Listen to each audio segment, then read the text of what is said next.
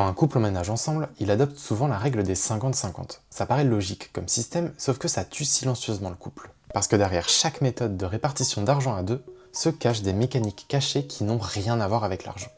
Qui prend les risques, qui contrôle, qui fait des sacrifices, qui décide du futur. Alors dans cette vidéo, on va s'intéresser à la progression d'un couple à travers les différentes méthodes de gestion qui peuvent exister. Et surtout, on va s'intéresser à ces mécaniques cachées.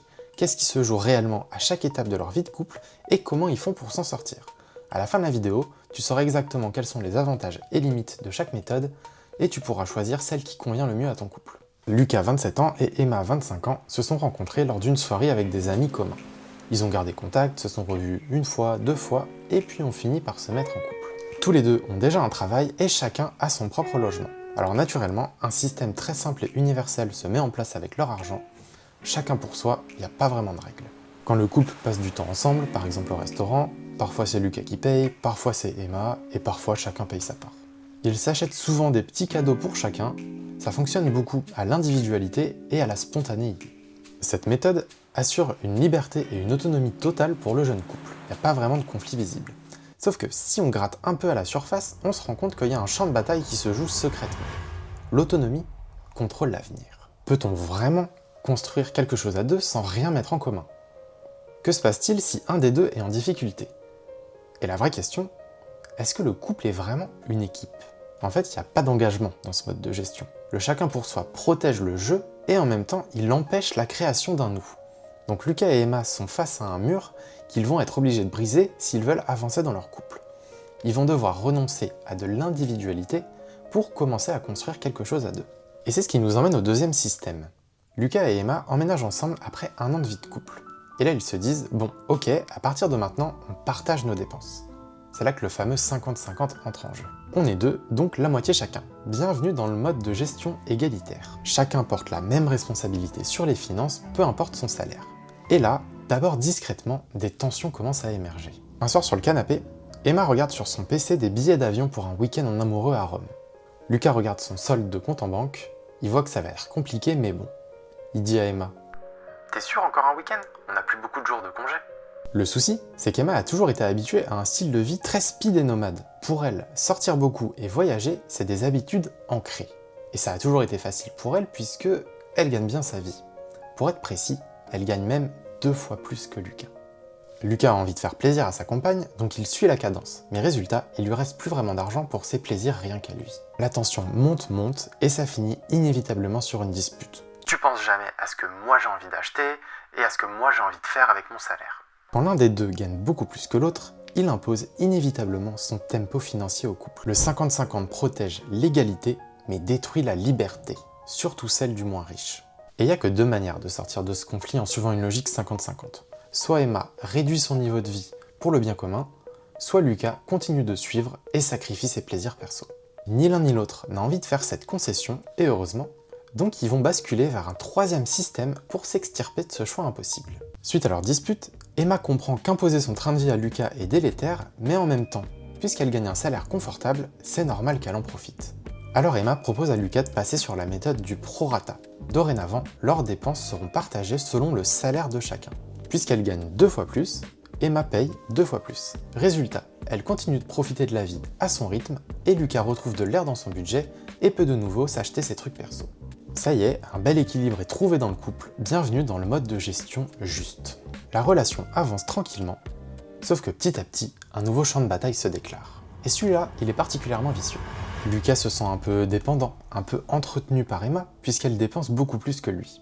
Après tout, c'est grâce à elle qu'il peut avoir le niveau de vie qu'il a aujourd'hui. Et ça, Emma, elle en a bien conscience. Un jeu de pouvoir indirect s'est mis en place et il est toxique. Emma détient un pouvoir psychologique sur le couple. Puisqu'elle gagne plus, son avis compte plus. Pourtant ça, ils en ont jamais parlé ensemble. Et le revers de ça, c'est qu'Emma ressent une certaine charge et responsabilité sur le couple. Puisqu'elle tient à elle seule les 2/3 des finances, qu'est-ce qui se passerait si jamais elle perdait son emploi? Elle se sent piégée dans son emploi, obligée de maintenir le niveau de vie de son foyer. Et Lucas de son côté, il ose moins s'affirmer. Il pense qu'il est une charge pour le couple.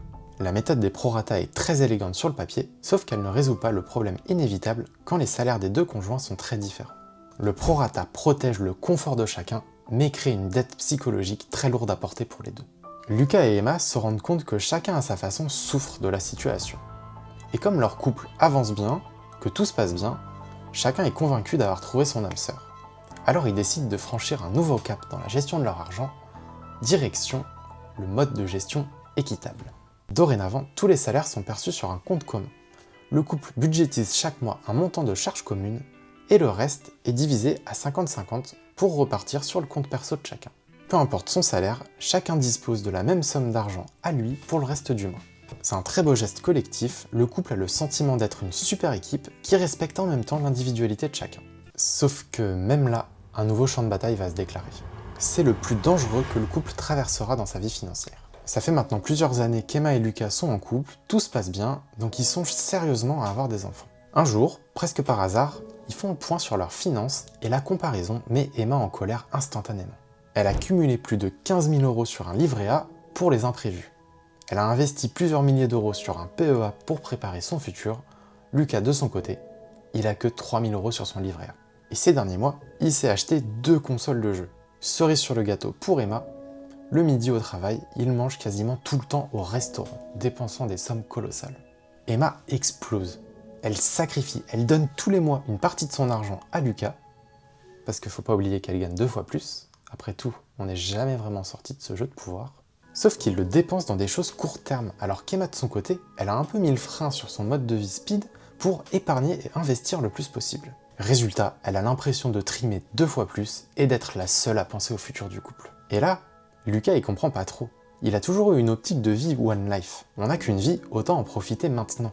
Le présent a beaucoup plus de valeur que le futur, autant profiter tant qu'on est jeune et en bonne santé, plutôt que quand on est vieux et avec beaucoup moins de capacités. Ce clash des valeurs entre le court terme et le long terme, il fait trembler le couple. Et pour s'en sortir, Lucas et Emma vont devoir construire ce qui leur a fait défaut jusqu'à maintenant. Une vraie vision commune. Le couple va réussir à s'accorder sur un juste milieu entre plaisir de la vie, construction du futur, sécurité. Un compromis qui convient à tout le monde. Maintenant que tout est clair et aligné entre les deux, ils se décident à franchir un nouveau cap dans leur gestion d'argent. Et là pour eux, c'est le cap ultime. Bienvenue dans le monde du tout en commun. Fini les comptes perso, tout reste sur le compte commun et chacun se sert comme il veut. L'argent de l'un appartient à l'autre, c'est la fusion ultime du couple. La confiance est solide entre les deux, personne n'abuse parce que la vision commune est claire et validée. Lucas dépense un peu plus dans les restos, Emma un peu plus dans les vêtements, mais peu importe. La valeur du couple transcende ces petits écarts de mode de vie. Sauf que, un dernier champ de bataille s'est déclaré, celui-là il est quasiment philosophique. Dans un monde où tout est mutualisé, tout est nous. Alors quelle place reste-t-il au jeu? Les relevés de compte sont des scanners des comportements de chacun, la vie privée n'existe plus, tout est visible instantanément par l'autre. Même les cadeaux que chacun peut faire pour l'autre sont plus vraiment des surprises. C'est pas grand chose, mais ça embête quand même pas mal Lucas, parce qu'il a toujours bien aimé faire des petites surprises à Emma avec des petites attentions. Le tout en commun protège et sublime le couple, mais il dissout l'individu. Alors finalement, est-ce que ça valait le coup de mettre tout en commun? Est-ce que c'était pas mieux de rester sur l'équité totale? On s'arrête ici, parce que je pense que la réponse diffère d'un couple à l'autre. Certains se plairont dans le partage total, dans la fusion, tandis que d'autres auront besoin de maintenir une part perso, un peu cachée, un peu libre. Au fond, gérer son argent en couple, c'est pas gérer des dépenses. C'est apprendre à partager une vision commune, des peurs, des objectifs et encore des sacrifices. Quand tu décides de construire ta vie avec quelqu'un, chaque euro dépensé devient un vote silencieux pour le couple que tu es en train de construire. Alors dis-moi aujourd'hui si tu es en couple, est-ce que tes votes vont au bon endroit? Bon, on a vu que l'argent en couple c'était vraiment pas un sujet brûlant pour rien. En particulier, l'équilibre entre court terme et long terme, c'est vraiment pas simple à trouver. Mais rassure-toi, il suffit de se poser les bonnes questions pour y voir plus clair. Alors clique sur la vidéo juste ici, où je te montre comment choisir entre dépenser et épargner.